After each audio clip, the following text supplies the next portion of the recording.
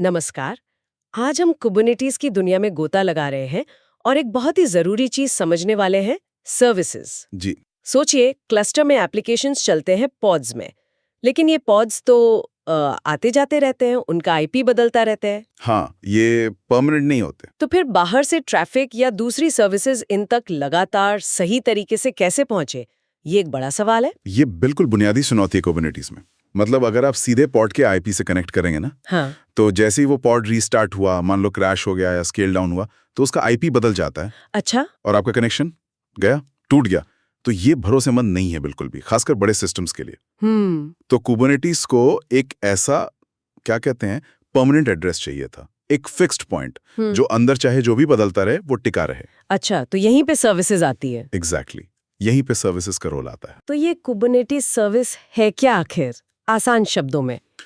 देखो, आसान भाषा में समझो तो सर्विस एक तरह का स्थायी नेटवर्क पता है, एक स्टेबल एड्रेस। ठीक है। ये क्या करता है कि एक जैसे कई पॉड्स को, मतलब जिनका काम एक ही है, उनको एक सिंगल वर्चुअल आईपी के पीछे ग्रुप कर देता है। इसको कहते हैं क्लस्टर आईपी। ओके। और ये कैसे पहचानता है कि कौन से पॉड्स को ग्रुप करना है? उसके लिए ये इस्तेमाल करता है सिलेक्टर्स का।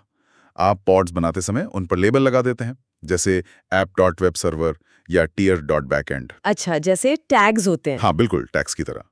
तो सर्विस की डेफिनेशन में आप बताते हैं कि मुझे app.web सर्वर वाले सारे पॉड्स चाहिए। सर्विस फिर ट्रैफिक सिर्फ उन्हीं पॉड्स को भेजेगी।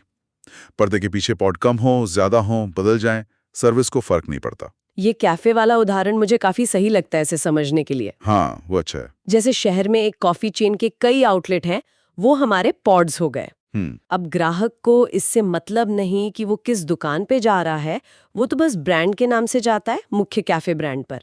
ये ब्रांड का नाम या पता हमारी सर्विस हो गई। सही बात है। ये सर्विस फिर ग्राहक को पर्दे के पीछे किसी भी खाली और चालू कैफे, मतलब पॉड तक पहुंचा देती है। बिल्कुल। और अगर कोई एक कैफे बंद भी हो गया, पॉड मर गया, तो भी ब्रांड का नाम, वो सर्विस आईपी, वो वही रहता है, स्टेबल। हाँ, ग्राहक का काम नहीं रुकता। तो क्यूबरनेटिस में ये सर्विसेज कितने तरह की होती हैं? आपने कहा 3 मुख्य हैं। हाँ, मोटे तौर पर 3 टाइप हैं जिनकी सबसे ज्यादा बात होती है। बताइए। पहला है क्लस्टर आईपी।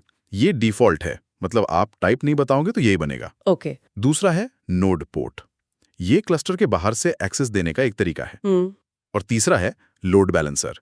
ये खासकर क्लाउड एनवायरनमेंट के लिए है, जैसे AWS, GCP, एजर वगैरह। ठीक है, तो सबसे पहले क्लस्टर आईपी को ही समझते हैं, ये डिफॉल्ट वाला। हाँ। इसका मेन काम क्या है? आपने कहा क्लस्टर के अंदर के लिए। जी हाँ, इसका मुख्य काम है क्लस्टर के अंदर एक सर्विस को दूसरी सर्विस से बात कराना।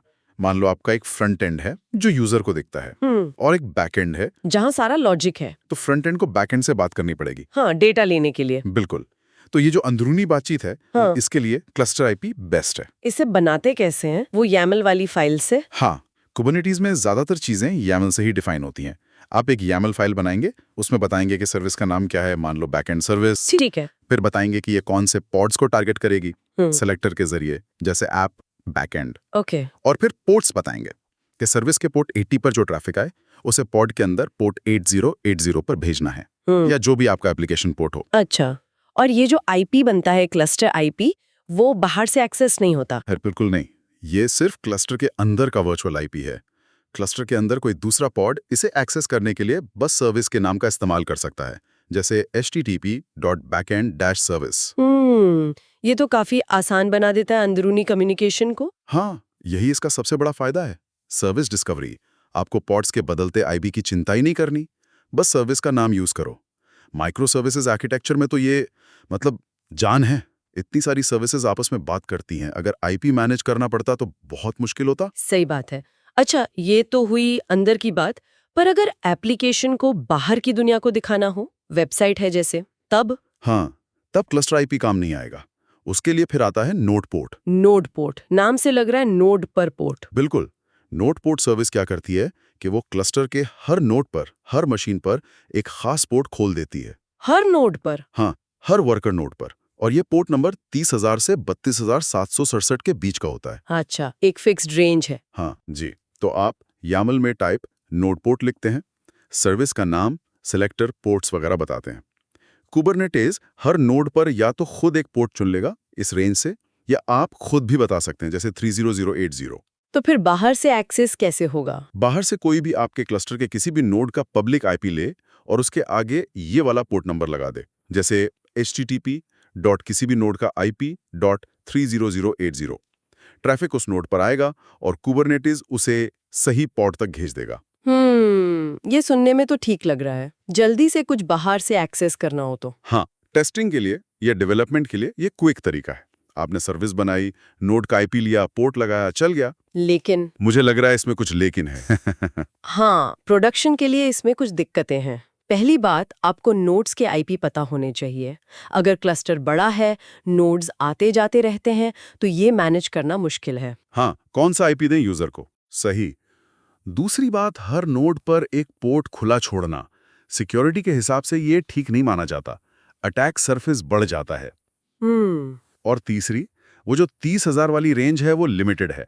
अगर बहुत सारी सर्विसेज बनानी हो नोड पोर्ट वाली, तो पोर्ट्स क्लैश हो सकते हैं, मैनेज करना मुश्किल हो जाता है। तो फिर प्रोडक्शन का क्या हाल है? असली दुनिया में वेबसाइट्स वगैरह कैसे चलती हैं कुबरनेटीज पे? उसका सबसे स्टैंडर्ड तरीका है तीसरा type, load balancer. Load balancer. हाँ, ये खास तौर पर क्लाउड प्रोवाइडर्स के साथ मिलकर काम करने के लिए डिजाइन किया गया है। AWS, GCP, Azure, ये सब इसे सपोर्ट करते हैं। अच्छा, तो ये लोकल मशीन पर मिनी क्यूब वगैरह में नहीं चलेगा? सीधे तौर पर नहीं, क्योंकि वहां असली क्लाउड लोड बैलेंसर नहीं होता। मिनिक्यूब वगैरह इसे सिमुलेट करने के तरीके देते हैं, पर असली पावर क्लाउड में दिखती है।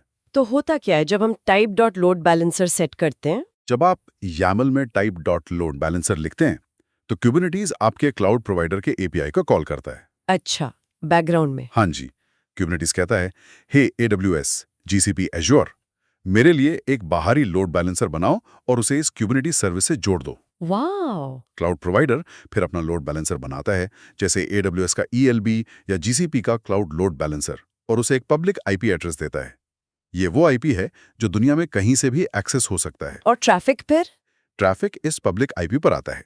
क्लाउड लोड बैलेंसर उसे आपके क्लस्टर के नोड्स पर भेजता है।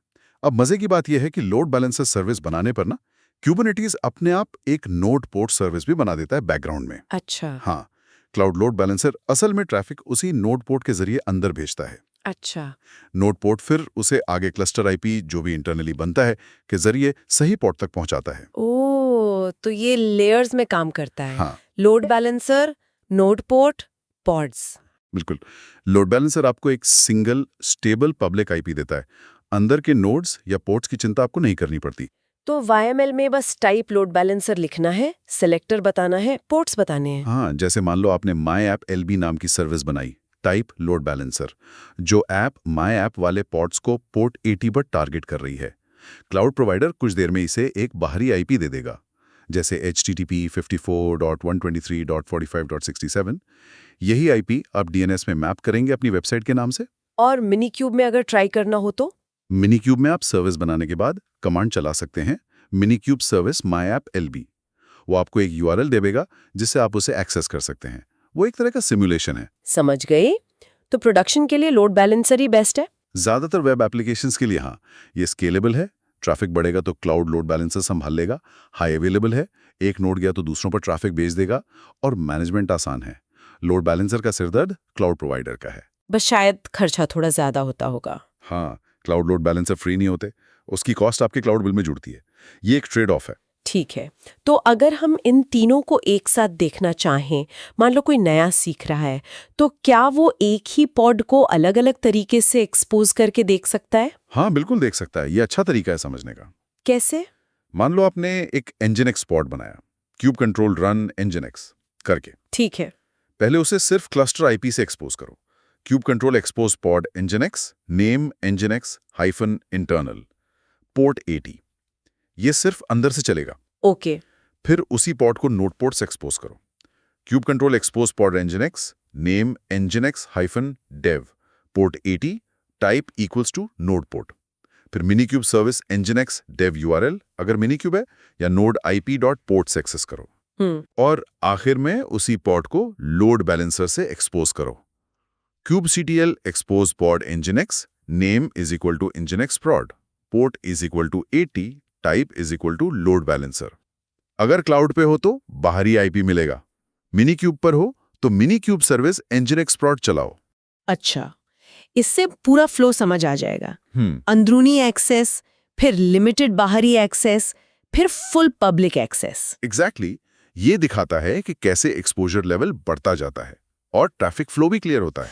ट्रैफिक फ्लो की बात की आपने, लोड बैलेंसर वाले केस में पूरा रास्ता क्या होता है यूजर से पॉड तक? देखो, यूजर ने ब्राउजर में एड्रेस डाला, रिक्वेस्ट गई लोड बैलेंसर के पब्लिक आईपी पर।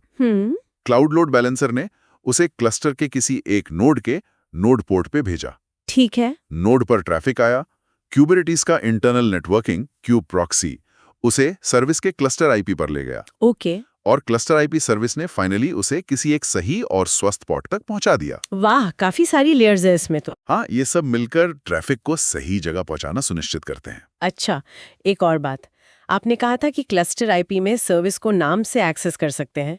क्या ये नाम अपने आप बन जाते हैं? हाँ, ये कुबरनेटिस की एक और बहुत बढ़िया चीज है।